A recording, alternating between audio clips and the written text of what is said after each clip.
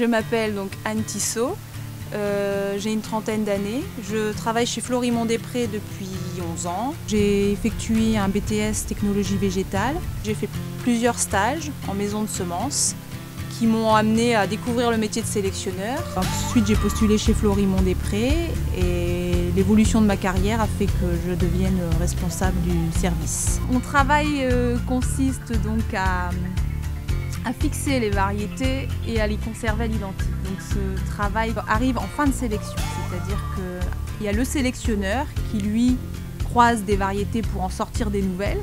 Moi j'arrive à la fin. Une fois qu'il a trouvé ce qui lui plaît et qu'il a testé, il nous la donne pour une part la multiplier et l'autre part pour lui créer une identité. Donc nous notre boulot c'est de le semer et par des observations au champ à observer ce blé et à lui créer une identité.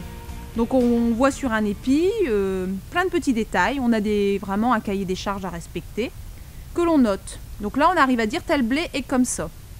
Ensuite, l'autre partie du travail, c'est de retirer ce qui n'est pas comme ça.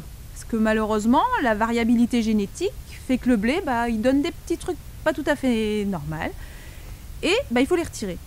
Donc on a des gens qui passent dans les champs et qui retirent, et nous aussi. Une fois que cette variété est belle, homogène, elle passe des tests et elle devient inscrite. On lui donne un nom et on a le droit de la commercialiser. Donc là, je mets ma deuxième casquette, on dira, où je deviens conservatrice.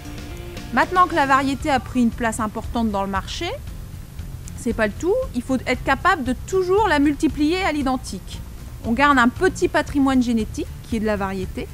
C'est tous ces bottillons qu'il y a ici. On a l'impression d'avoir un travail intéressant et qui sert à quelque chose. C'est un métier où déjà on a une grande autonomie, on ne fait jamais la même chose, on bouge, ce qui fait qu'on ne voit pas passer l'année. Le fait de multiplier des semences, c'est des parcelles isolées.